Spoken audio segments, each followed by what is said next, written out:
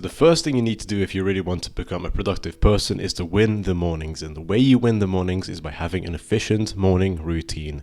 An efficient morning routine is compiled of habits that actually get you closer to where you want to get to, which already means that basically this is going to be different for everyone because we're different people and we'd have different goals. Now, that creates a huge dissonance in this YouTube space because all of these fucking influencers are telling you, no, you need to wake up at this time. No, you need to do this habit. No, you need to start working right away. No, you need to intermittent fast. They're going to tell you every piece of fucking advice that they found that works for themselves, but they aren't counting on the fact that you have different beliefs, you have different experiences, you have different traits, you have different genetics, because people don't really want to take genetics into they don't want to fucking factor it in, but it really matters, okay? We really want to pretend that it's all nurture and not nature, but nature does play a big part in this stuff. Genetics do determine stuff like our chronotypes, and they really alter how we operate in this world, and we don't really talk about it enough. So we see this image online. We see this image of the CEO making a lot of money, and then we're told we need to wake up at 2 a.m., we need to take a cold shower, skincare routine, fucking ab workout, we need to edge to testosterone max, and we see this fucking Patrick Bateman-esque routine. You see those videos on Instagram, by the way. Those are the funniest in my opinion, where you see these reels of this jacked guy always waking up pretty much naked with a piece of cloth over his cock, like a fucking the slimmest piece of underwear, and he's like, he has this perfectly hoovered and clean bed.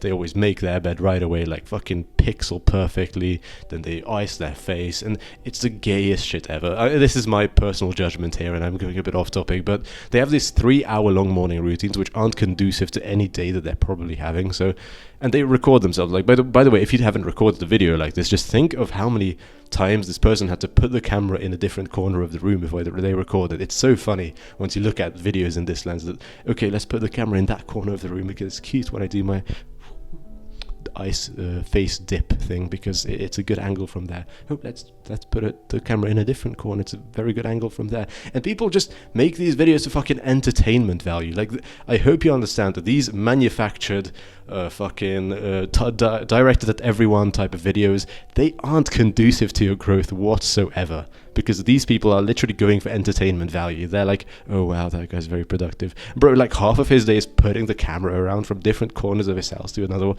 Like, it doesn't make any sense to me. But rant over, this video will make sense to you, because I'm not going to give you any specific advice. I'm going to give you the fundamentals, the bedrock of what a successful morning is built of. We're going to go over stuff that actually matters, how to compile your morning routine in a way which actually makes sense for you. And as I said, this is very different for everyone. Everyone will have different outcomes, different building blocks, and that's fine. And we're going to get to that eventually. And we're also going to talk about what the number one common habit is of millionaires, because I actually took the time upon myself to look through a bunch of people's schedules and determine the one thing that actually everyone has in common. Because I thought about it like this. Listen, a lot of people tell me I can't play video games if I want to be successful. A lot of people tell me I can't drink alcohol if I want to be successful. A lot of people tell me I can't hang out with my friends if I want to be successful. I was like, hold on, which one of these is true? Like, what are the common denominators of success? Common denominators are the highest, or some numbers that the given number is divisible by in maths. I think that's like the scuffed definition of a common denominator. And I was like, okay, hold on, what's like that equivalent of that in success? What are the small components that every single successful person has in common? And I was like, hold on, there aren't many. There aren't any at all. Like, almost. There are very, very few. And very few that actually make a difference. So what's the number one thing that most people have most common? We're going to talk about that. We're going to talk about how to make your own routine and how it makes sense for you. And we're going to take care of all of the bullshit that's out there so you don't get caught up in it and you can actually make yourself a routine that works. So the number one habit that every single successful person that I analyzed had in common was that they all built to-do lists physically the day before. So what this basically means is you need a notepad similar to this. I'm going to show you my one. Where is it? It's right here. And it looks something like this. It's literally just a dotted line notepad. I don't know if it's focusing correctly. So that's what it looks like. And all you want to do with this, the day before you go to bed, make it a part of your routine. This is part of your wind down routine now. You need to do this every single night. You write out a few non-negotiables. Because if you're like me, you know this feeling. You know this feeling of not actually wanting to work all day. You know, you see all of these cute reels where people say, oh no, you need to grind all day, and you watch it and you get all fired up for like 2 minutes and then it fades away, whatever. Those people tell you need to work 14 hours a day. We already know that that's bullshit, because a lot of people who don't actually work 14 hours a day, but they work 4 hours a day, but they do it every fucking day, they're the people that actually get it to the goal, to the finish line. They are the ones that don't end up burning out. They are the ones that have enough time to restore themselves and actually tap into their creative potential. They're the people that actually get onto things in life and actually succeed and actually achieve things, because they strike a good balance. But to strike a good balance, we need to work as well. And we get mad at ourselves when we have days where we don't work for 1 hour, when we only work for 1 hour, or we don't even do that. Like we fuck up bad. We do the bad habits, but not only that, we don't even put in any effort. When we're feeling lack of progress, that is the most depressing feeling. So what we need to do is we need to find 2 or maybe 3 tasks. I have 3 lines usually at the top that I designate to this, but it's okay if you only write 2, that are the non-negotiables. And by non-negotiables, I mean non-negotiables. You can't negotiate doing these, you must, okay? These are going to be the tasks that aren't necessarily the hardest, but they are going to give you the most bang for your buck. So these are going to be things like, okay, I'm trying to get lean right now. I'm trying to get fitter, more muscular. I'm going to go to the gym because I know that that's very, very important for me. Or it could be something like cook a healthy meal instead of the gym, if that is your priority. Or, for example, if I'm working on my business, it could be like, I don't know, record a video, publish a program. I'm just going to write record vid, publish a program, make a new offer for my product. It could be whatever. It's just one single task that is very understandable to you. If it's a new thing, like you haven't done it before, like make a presentation or something, break it down into points, like open, I don't know, I'm just going to write open an app. Okay, then we're going to open an app, then we're going to copy, I don't know, S for slide, and then we're going to, like, you get me, you write all of these things down point by point to make it incredibly obvious to your brain what you need to do. Because if you don't do this, you will procrastinate. Clarity is the most common reason for procrastination, and it's it's the most easy to solve. All you need to do is just write out very, very simply in a non-misunderstandable way what you need to do. Because if you know exactly what you need to do, your brain will have so much trouble giving you these excuses. You know what it feels like when you're procrastinating. You're like, oh no, I'm not sure what I should do. Oh no, I'm just going to go clean instead because that's productive. I'm sure it's like, okay, but like that's not your goal. So essentially it's not productive because it's not leading you closer to your goal. And the reason your brain enters this state, first of all, this bargaining state, as I like to call it, is because you're giving it leeway. You're giving it reasons to consider the task at hand as too complicated.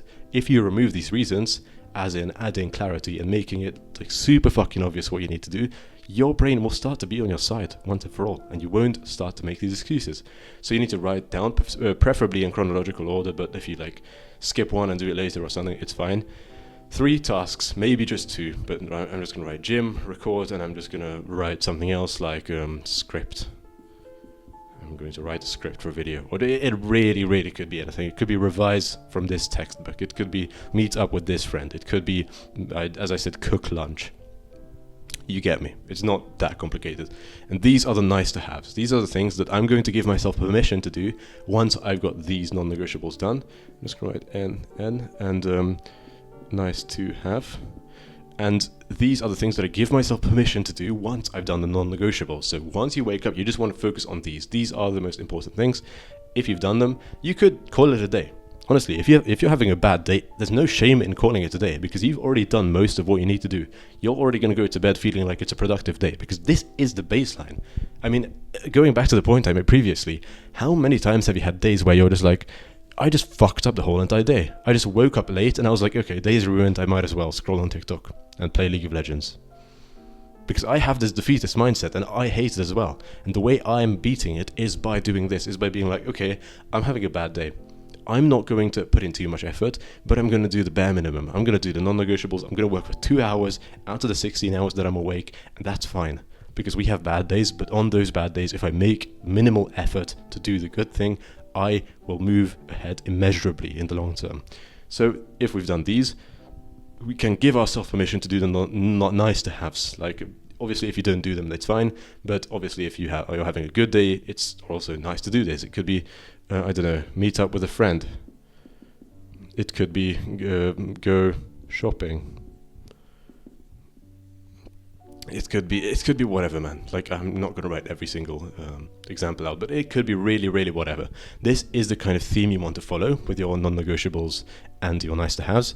This is how you want to write out your to-do list, and the most important part of this is to put it into a place where you will find it first thing in the morning. So for me, usually I start with working, and I do that on my laptop. So what I do is I put it either on my keyboard or onto my, like I have a separate keyboard because I have a laptop, or either I put it onto the keyboard of my laptop or onto my separate external keyboard. Point is, that's where I go when I start working first thing in the day, and I will see it. It's like a doctor's note from the wiser version of yourself, because when you wake up, you're all groggy, you're kind of looking for the next hit of dopamine. That's kind of when you start scrolling, you start gaming, you start, or at least for me it is, I start going for my phone, reaching for my phone. And if I have like a doctor's note there written, you need to do this kind of thing, I'm just going to do it. I'm just going to read it. I'm going to be like, okay, the wiser version of myself who had this overarching view of life at night wrote out this specific instruction for me. I'm just going to do it. Right? It's kind of like how you got these doctor's notes when you were a kid. Okay, you need to take this medicine this many times at this time of day for this amount of, for this long, for like 2 weeks or some shit. And you were like, okay, I'm going to do that. I'm going to get it better. The person who is wiser than me gave me these instructions and I'm going to do it. And usually what I did was I put these medicine in a place where I would see them, because if I don't see them, I'm not cued visually to perform this act of eating it or taking it or whatever the fuck you call it, then I won't do it. And it's the same thing with this, because you need to give yourself permission to actually follow through on these stuff. And if you're not making it as easy as possible, again, you're not adding as much clarity as possible, but in this sense, clarity as in putting it in front of yourself, then you're going to find excuses to not do it. You're going to be like, oh shit, I just forgot about my to-do list. I didn't see it today. Oh, I forgot to write it. Just make writing it a habit and make looking at it a non-negotiable. You can't get around it because you're going to use your laptop anyway, type shit. Like, that's what I do, and I can't get around it because it's on my fucking laptop. So I do it every single day, and this is the most important habit. By just doing this, you will gain immense value out of this video already. Okay, that was the night before. That was step 0. We're going to talk about step 1 now, which is waking up. Waking up itself isn't a hard thing to do. We all do it every single day. This is probably the most disciplined thing that we are in. And the thing we need to talk about are chronotypes. Chronotypes are a very, very intricate thing which basically dictate how you sleep. It makes sense evolutionarily that we would have different types of people in our tribe who would be awake at different times. This is dictated by our circadian rhythm. You might have heard of this. It's basically a body clock. It's the thing that senses inside of our body, in our subconscious mind, basically our body, that when is it nighttime, when is it daytime, and when it's nighttime, that is when we get the best sleep. But how does our body detect this? Now, a lot of cues like movement, cortisol, stress levels, sunlight is a very big one. A bunch of these external and internal factors dictate how our body clock perceives time to pass and when it perceives time to be nighttime.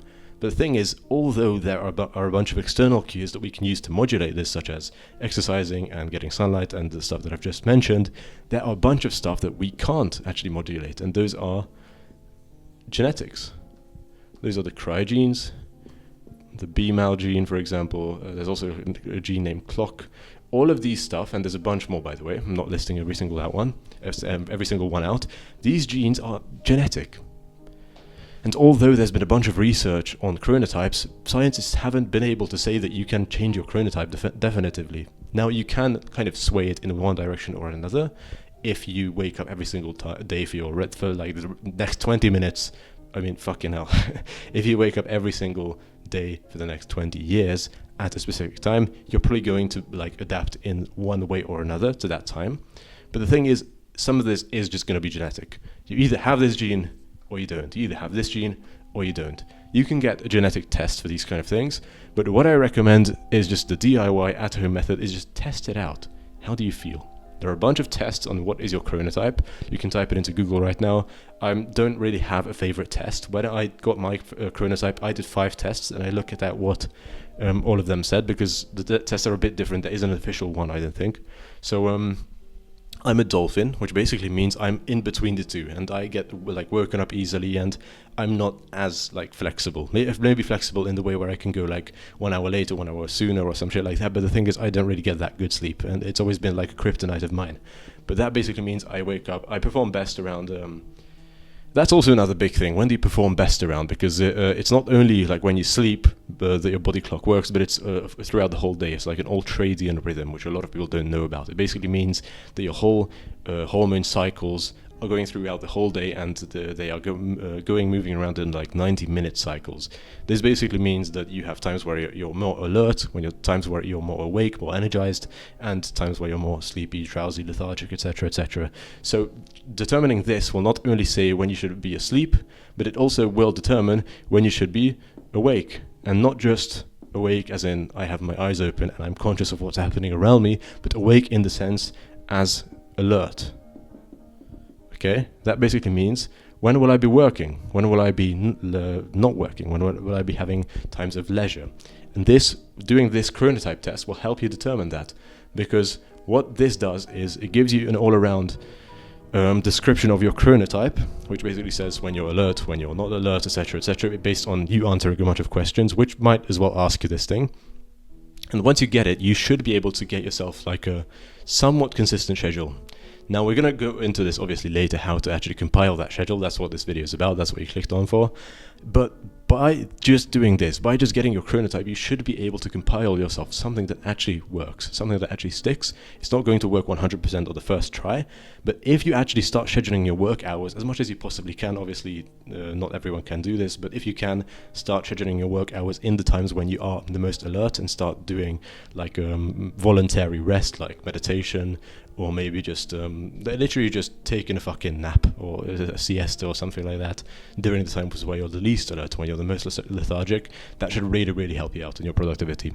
So get this, understand this, then determine a wake-up time for you, which is actually adherent to your chronotype and also to your experiences. So if you've woken up every single day at 6 a.m, and your chronotype tells you that you should wake up between like 7 and 8, maybe you don't need to listen to it exactly. Maybe you should pick the earlier version of that and try waking up at 7. If it still feels a bit off, wake up at like 6:30 or just 6. So you understand how you should kind of shoot in the middle of the two, but generally, just as a piece of advice, listen to your chronotype and adjust it as you feel. Okay, so the second part of what we need to do once we've determined our chronotype, we have a set wake up time now. That should be a consistent thing on the weekend, on the weekday.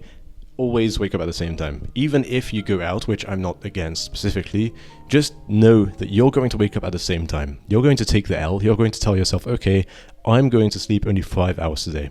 If I sleep 8 hours the rest of the week, it isn't that big of a hit to my health.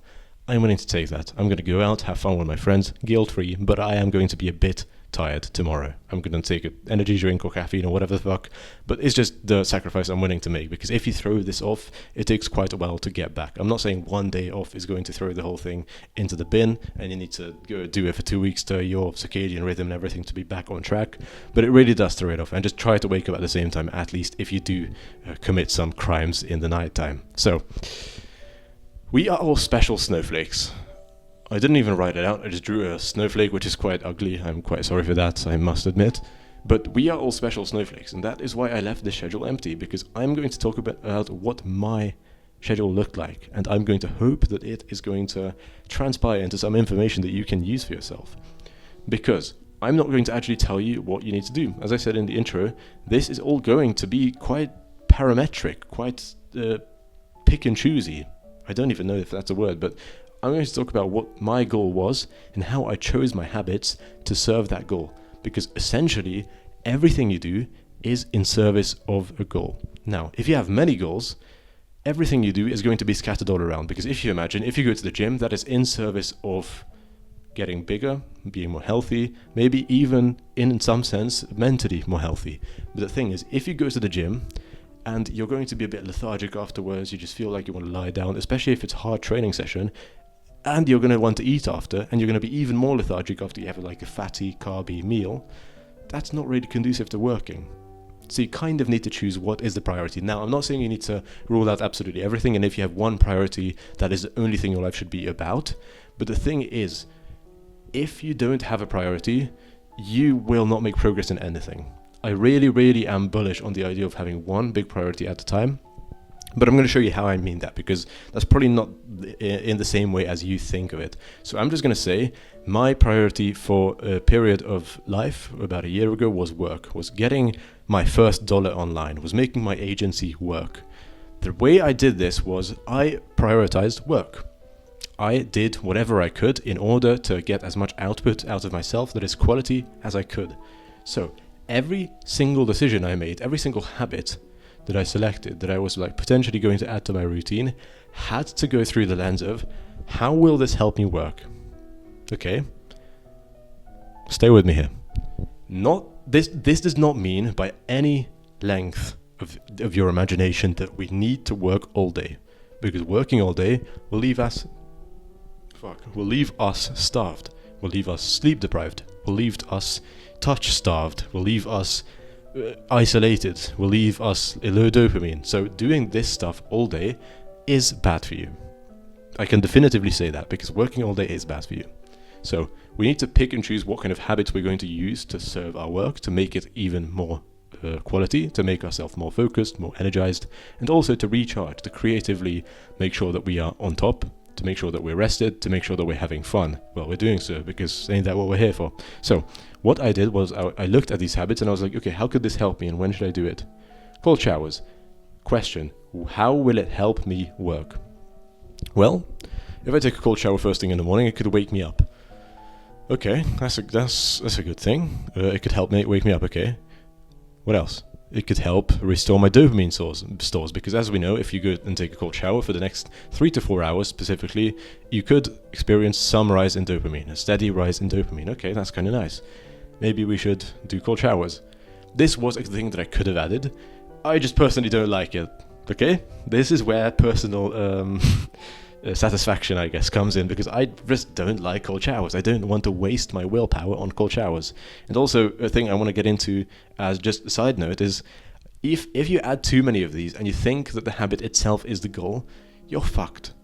Let me explain what I mean by that. I had a time in my life where I was the typical self-improvement geek. And what I did was I took a cold shower, I didn't play video games, I went to the gym, and I did these kind of stuff, which ultimately was like kind of good for me. Obviously I was like 1% better than I was yesterday or some shit like this, but my goal was still working.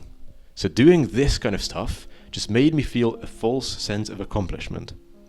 Do you understand? So if you add too many of this stuff and you do your morning routine successfully, it doesn't matter if it doesn't actually help you do this. This is why every single decision we're making right now is going through the lens of, will this help me fulfill my goal? I'm not saying your goal has to be work. It can be fitness. It can be just decompressing, doing your RAM, for example. If you don't know what I'm talking about when I say doing your RAM, watch this video right here. I made a video about how to actually make sure you're working at max capacity, because most people are working at like 60 to 70% of their max potential, and it's fucking stupid. It's about clearing your RAM, which if you don't know what that means, just watch the video. So it could be anything. Your goal could be anything for this season of life, which could last for a few months or maybe just a few weeks. But you need to think about, okay, how will this help me? So moving on, I didn't add cold showers. I could have maybe if I wanted to, but I didn't. Breakfast. Breakfast, yeah, I could eat. But the thing is, if you don't eat first thing in the morning, you get used to it. Your ghrelin and insulin and all of these hormones responsible for hunger signals, they kind of normalize. They kind of sense that your body is working this way. As I said, ultradian rhythm also. Your body kind of understands after a few days or maybe a few weeks, worst case scenario, that, okay, we're not going to eat at this time. We're not expecting to eat at this time. And it's quite logical for us to not eat at this time, because as you can probably imagine, our ancestors didn't. Thousands of years ago, they had to hunt and actually get what they wanted. They couldn't just open the fridge and have this infinite fucking loot glitch. It just happened to be empty. The rhetorical fridge we're talking about that didn't exist. So realistically, you don't really need to eat. Furthermore, I would advise against eating, because it's probably going to be the most resource... What's the fucking word for this? Eating and digesting is the most energetically depriving source, possible function your body can do. What that basically means, in simple terms, it's hard for your body to digest shit. It's going to leave you with brain fog. It's going to drain some energy from you. Because if you don't have anything in your stomach, yeah, you might have this sense of hunger. Again, that's just for the first few days. You get used to it. But other than that, you're not really doing anything. Like, your organs aren't working. And if your organs are working, they are also wasting energy. So the thing is, you're going to have more energy in your head. You're not going to have the brain fog that comes from all of these carbs and this kind of shit nowadays. Especially if you're eating like artificial food. Like, I don't know, bro, you're cooked if you're doing that. So I didn't eat breakfast. I didn't eat until like about here, like between 12 a.m. and 1 p.m. or 12 p.m. and 1 p.m. Sorry. So I didn't have any eating in my morning routine, any at all, because I didn't need it. So exercise, that can be argued for. Now, you could, by exercise I mean just some like quick training. One of my friends, what he does is he does 100 push-ups every morning, just non-negotiable right away. They're like kind of fake push-ups, like Andrew Tate kind of push-ups, like just pumping push-ups, not going down like nose to the floor type shit. But it's like very good to get the veins pumping, the blood flowing, and to get you awake. That's again similar to the cold shower. But I didn't really do this. Maybe I should have, because I did have some trouble with waking up and getting like energized early in the morning, but I didn't really do it. Meditation, this, again, how will it help me work? Like, we're thinking about how will it help me work? It probably will. Like, meditation is quite big. It's quite useful in my opinion. It gives you clarity of mind. It makes your decision-making skills just better overall. It regulates your dopamine. It makes your mental health much better. So it's very good to do it. In the morning, though, I don't know. Again, we're all special snowflakes. Do you like doing it in the morning? One thing that I just talked about is that I fell asleep very easily when I was in the morning. I never really fell asleep easily at night, but when I woke up right away, I had like this few seconds window where I needed to do something or else I fell asleep. And if I wanted to do meditation in the morning, I probably would also fall asleep again. So I didn't really like doing this in the morning. I much prefer to do meditation at night, and that's what I do to this day. Reading. Well, I mean, does reading help you work in any sense? It doesn't. So if your goal was to acquire more knowledge or to study or shit like this, reading would make sense, again, to do in your morning routine. But now, it doesn't really make sense. So the next thing is working. Yeah, it probably makes sense to work. Now, let's have a macro view of things. Is there anything else that we would need to do before we work to make our work even more efficient? Maybe you could add these things, as I said, things that help you feel alert, that help you feel awake, that help you transition from this groggy period to the one that being awake and energized. So you could add cold showers or exercise, just a quick exercise routine of 5 minutes before you wake up. So it could be exercise right here. But this wasn't really my routine, so I'm just going to cross it out really quick. And I'm just going to say work, because that's literally what I did.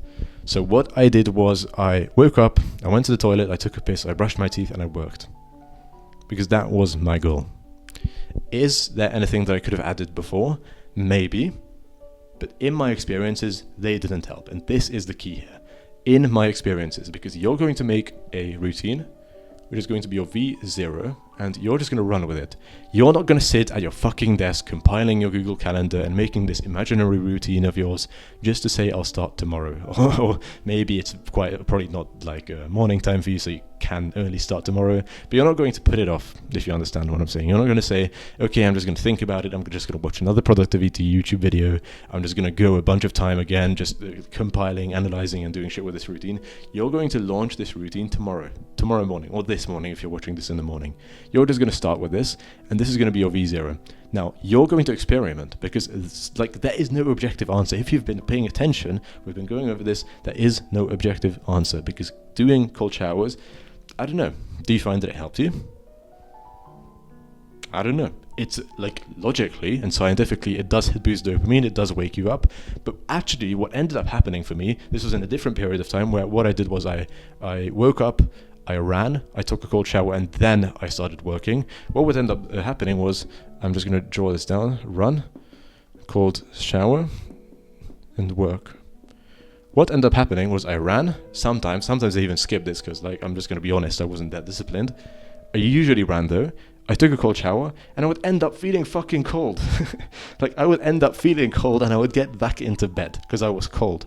So although we can argue that, but dopamine, bro, and oh shit, I'm not just gonna write D there, but dopamine, bro, and I don't know, you should feel energized and everything, and cold shower, it regulates your nervous system. Bro, I felt cold, okay? I felt cold, and I went back to bed. Could you tell me, oh yeah, bro, but you should have been more disciplined and you shouldn't go back to bed? Yeah, But why would I put myself in a position where I need discipline? If I just worked well enough without taking cold showers, and I just took warm showers instead, and then I worked, why the fuck would I bother? So you understand how this could scientifically be a good thing. I'm not shitting on cold showers here. I'm just saying for me it didn't work that well. That's my experience. If it scientifically isn't that good of a thing, I mean it scientifically is that good of a thing, but it doesn't work for me, I'm just not going to add it. Because it doesn't work for me. Or at least, even if it would work for me, why bother? If another system is working, why fix it? Don't fix what isn't broken. You get me? So just to go over these last few things. Studying, again, I usually study at night because I don't really find it conducive to me working more, starting with studying in my morning routine. Training, this is a big thing that I actually ended up doing from like 9 to 11. So this was usually training here, this block. And what ended up happening was I felt that I needed to extend this work period. So I understand how I went to work right away in the morning. What I ended up doing was I extended this work period, so I usually work until like 11 or 12 now. So this is also work now, this period, and then I usually start training around here. On the days that I do train. I don't even train every day. Because the thing is, if I train first thing in the morning, which by the way, again, works for some people because they need that to get energized to start up. But what I do is I go for like quite intense training splits nowadays. I go for like 90 minutes weightlifting and cardio and stretching. So I end up going into the gym for like almost 2 hours and I'm working all of my muscles on a full body split. And afterwards I eat like a big heavy meal. And after that I just want to fucking die. I just want to lie in my bed. I just want to not do anything. I'm super depleted. So that's why I end up trying to do all of the work that I can before training. Because it is a really depleting thing for me. Now, if you go on a 20-minute run, just a few sprints, you're not going to be entirely exhausted. You're probably going to feel even a bit mentally refreshed because hypertrophy training is actually very taxing on the body. So if you're weightlifting, you will be just very generally tired afterwards, and that's fine. But the thing is, if it doesn't work for you, just don't do it. That's the essence of this video. Final thing, gaming, obvious reasons. I'm not going to do it, especially at the beginning of the day because of dopamine loading. It just doesn't make any sense. If I want to do it and I'm still getting the non-negotiables done, which we talked about in the previous point, previous point, then it's fine. Again, like if you want to do something and you've already done the things that would already make today a good day, you can. Like who's to tell you can't? All of these people who are telling you, no, you got to put it maximum effort, productivity every day, maximum productivity, 12 hours a day working. It's like you don't even work for 2 hours every single day. Because these people are the ones that crash and burn and don't end up putting in the minimum effort every single day. So as long as you do that, you're fine. Compile the habits in a way which actually makes sense to you. And the final point which we're going to talk about is putting in habits that actually you believe in, because that is a very, very important factor. Okay, this is the final point in this video, and then I'm going to wrap this up. You need to actually believe in what you do. And this is fundamentally why I disagree with watching a bunch of YouTube videos and implementing your favorite YouTuber's monk mode routine. And here's why. So the biggest question about what you do and if it's actually going to work is, what do you think? Is it going to work? Do you think it's going to work? Because the objective way to look at it is there are 1,000 ways to skin a cat.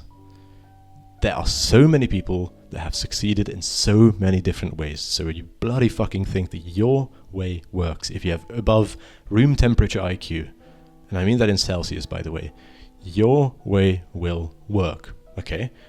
This basically means if you're doing something that is not too scalable, you're doing, in business terms, you're doing something not that often a day, if you do it for like enough period of time without confusing yourself and telling yourself it won't work, it fucking will.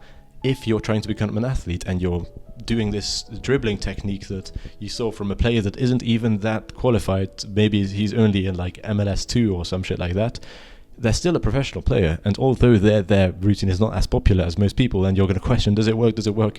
Yeah, of course. I mean, yeah, it's a professional football player's technique, and they're probably not even putting in maximum effort. So if you put in just not maximum effort also, it's probably going to work for you.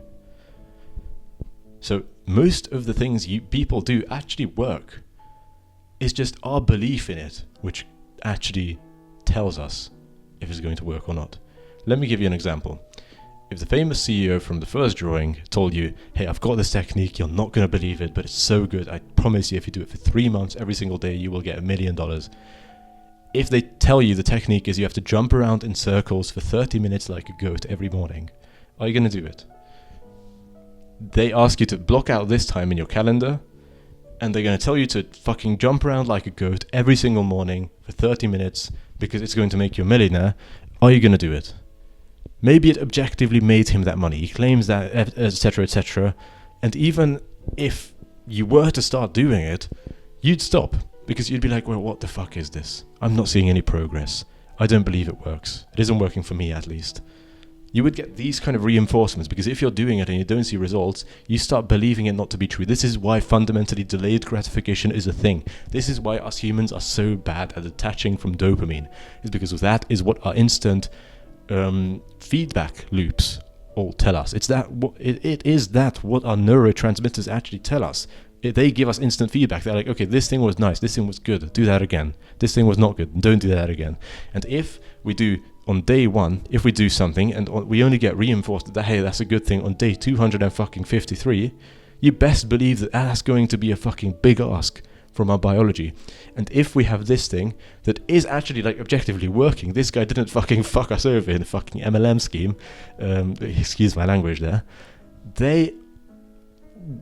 we're not going to do it. Like, it doesn't make any sense. We're just going to do it once and we're going to be like, okay, no dopamine, I don't see any results, not even any hint of a result in a delayed period of time. I feel bad about myself. And even if you were to start doing it, you would feel shit and you wouldn't do it. And this guy, even though he was right, objectively, it doesn't matter. A more tangible example.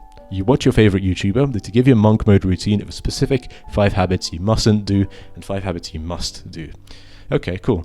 What if you don't believe in them? What if the person says that doing porn and masturbation is fine? Yet you have this belief inside of you that as long as you don't quit porn, you cannot be successful. You're going to start doing, like, going back to being a fucking dirty monkey degenerate and beating it yourself. And the thing is, you're going to be like, wait, hold on. This person said it's fine, so I'm going to continue doing this. But deep inside, you're going to be like, I know that this isn't for me. That if I keep doing this, I will fail. And the thing is, even though what the person said might be correct, like your belief inside of your head might be incorrect, you might still be able to succeed if you still beat your meat. Spoiler alert, you can, because a bunch of these crypto geeks fucking still do. I promise you that.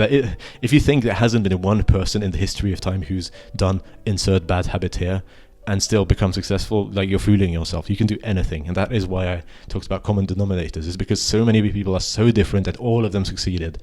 So it's basically this which leads us not to succeed, fooling ourselves that what we're doing right now is wrong and we need to change, and changing the battle from what it is. Because what ends up happening is, let's say we have the belief, again, I'm going all over the place, but I hope you're catching on to this because it's really, really, really fucking important, because this is why you fail. Maybe we have the belief that playing video games is bad, okay? Playing video games is what leads to our demise. Okay, oh, that's a bit ugly, whatever. Playing video games is bad. That's what leads to our demise. And then we have the urge to play video games because that's what we resort back to. Let's say we have a deep-rooted belief of self-sabotage or something, and we resort back to video games. And actually, if you look at it actually, like unequivocally, objectively, whatever, if you look at this example objectively, what ends up happening is you still did the work, you still had a good day, but you played video games. Your brain is going to start being like, wait, hold on. Wait, we play video games. No, we can't play video games. So from this point on, the goal was to work. Work. Now the goal changes.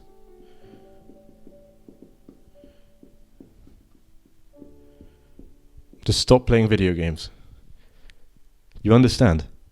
The thing is, 1 hour of video games didn't actually affect your life whatsoever in this example.